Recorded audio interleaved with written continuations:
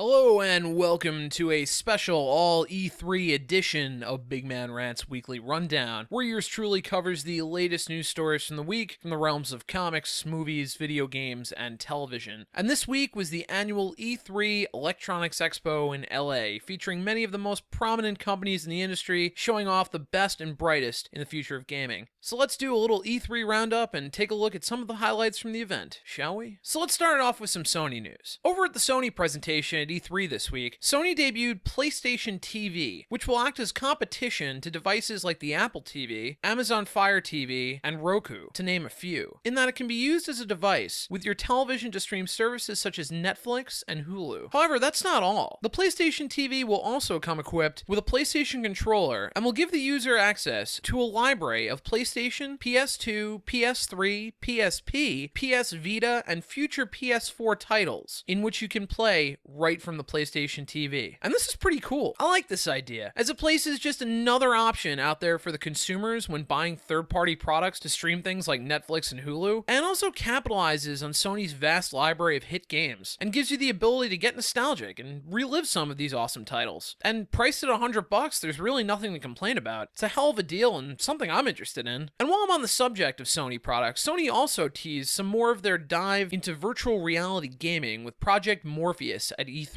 Not that Morpheus. They had a few interactive demos that showed off the capabilities of the product, but still no word on the release date. More info is expected to come at Sony's yearly conference. Now moving on to Microsoft news from E3, probably the biggest news from the Xbox One camp was unsurprisingly Master Chief centric. We got our first glimpse of Master Chief in a very short and uneventful teaser for Halo 5 Guardians, and some information about the multiplayer beta. But the really big news we got from Microsoft was that this holiday season, being released for Xbox One will be Halo the Master Chief Collection. The game will feature a bundled collection of Halo Combat Evolved Anniversary Edition, which was the remastered graphics edition they came out with a few years ago for 360, Halo 2 Anniversary Edition, which, like the former, will receive the same graphical enhancements, Halo 3, Halo 4, and a copy of the new Halo Nightfall live-action digital series coming out from director and producer Ridley Scott, and also access to the Halo 5 multiplayer beta, all of which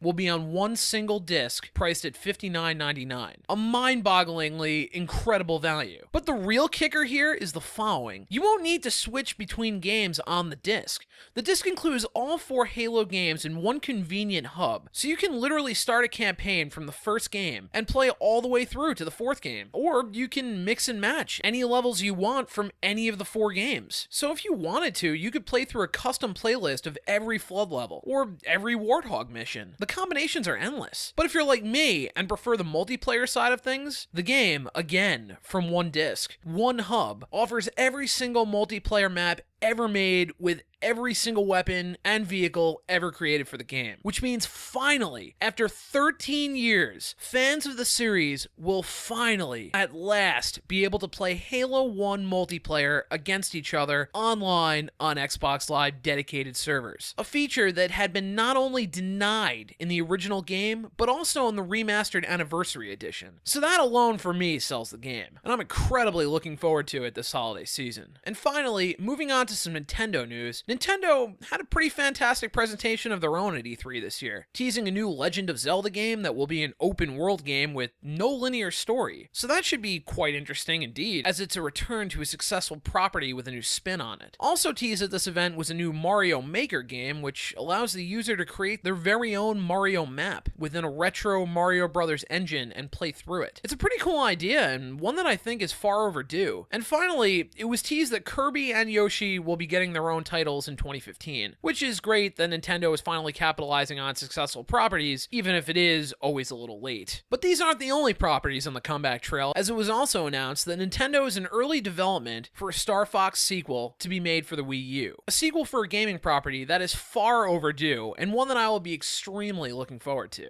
And now it's that time in the video for a segment I like to call Check the Gate. In this all E3 edition, I'll quickly cover some various news stories from E3 and give my equally as quick opinions on them. So let's get it rolling. Number 1. Sony teased at E3 this week that they will be releasing a special white console bundled with the upcoming first-person shooter action MMO Destiny, which is surprising since they'll end up releasing a white console before Xbox One does. But hey, there's actually not a whole lot Sony isn't beating Microsoft on at this point, so congrats. Number 2. It was announced this week at E3 that GTA 5 will be coming to the PC, Xbox One, and PS4 this fall, which is awesomely too late. GTA 5 is arguably the best GTA game Rockstar has ever come out with, but releasing this game a year later on next-gen consoles and forcing your fanbase to shell out an additional $60 after they've already played through the entirety of the game a year ago is a little bit much to ask for. Maybe if they release some cool DLC content and a bonus campaign, it might be worth it, but as it stands, this doesn't really seem like a great deal. Maybe they should have done what Call of Duty did for customers who bought their product on last-gen consoles, and then made the switch when the next-gen consoles came out, which was offer a giant discount, and allow the consumers who bought your game the first time around to get it for the next-gen consoles for way cheaper. I don't think COD game devs were crying poverty then, so I doubt if Rockstar offered something like this it would be a huge hit to their wallet. Number 3. A new Tom Clancy Rainbow Six game was announced at E3 this week in Rainbow Six Siege. The game will be a multiplayer 5v5 first-person shooter that pits the players against each other in a unique situation, such as a hostage rescue or a special ops mission. It's a unique take on a multiplayer game as you can choose to be on either side of the situation, and it's more tactical and strategy-based than other arcade-style multiplayer shooters out there, so it's a nice niche addition to the genre, and I'm definitely intrigued by everything I've seen so far from it. Number 4. So Valve's Steambox was finally revealed at E3 this week, and has been given the name Alpha. The system is Valve's attempt at competing with console games, and features the ability to interchange parts, and will be price pointed at $549. The console will be due out this holiday season, but the OS that it runs on and its controller have been delayed until sometime next year, and the current plan is for it to ship with an Xbox controller. So this is already bad news for an idea that I honestly thought was stupid. I understand that Valve is trying to sell the product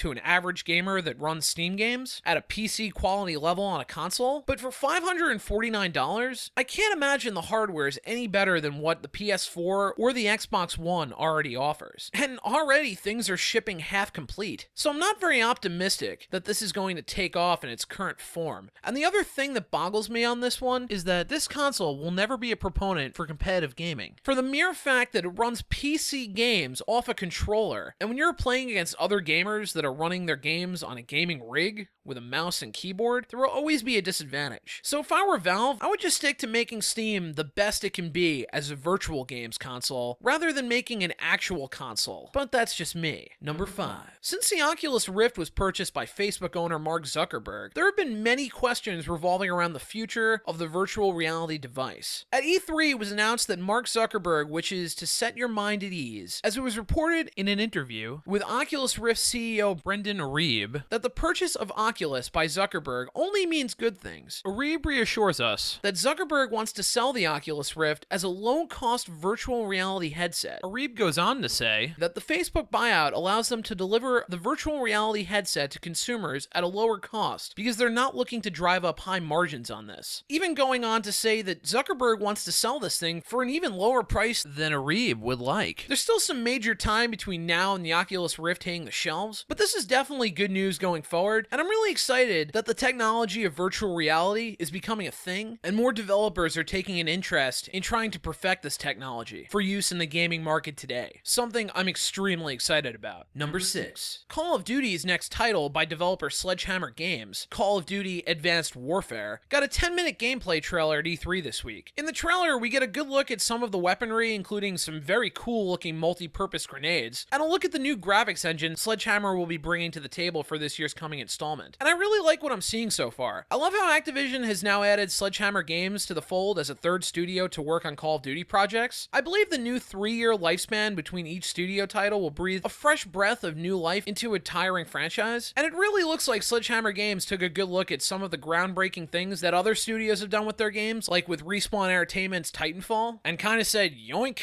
that's mine now. They pretty much just jacked a bunch of good ideas. As in the trailer, we get some good looks at your soldier sporting a jetpack, doing a little parkour over cars alongside some mechish looking suits. And I kind of like this. And where Titanfall kind of came up short due to it having no single player story and an extremely thin, limited, and lackluster multiplayer one, Sledgehammer kind of said, hey, let's get Kevin Spacey and throw down an interesting story. So I'm excited to see what Sledgehammer can potentially bring to the table with this game. And I really do think they're taking the right approach to making this old game look fresh again. And that's all for this week's special E3 edition of Big Man Rants Weekly Rundown. Now, I know there was plenty of other comics and movie news that dropped this week, and I haven't forgotten and will be covering these stories in a brand new video segment that I'll be debuting next week. So keep on the lookout for that. And as always, thanks for watching. And don't forget to like, comment, and subscribe. And make sure to follow me on Facebook and Twitter at Big Man Rants for all this news and more throughout the week. And remember to check out the other videos on this fine channel.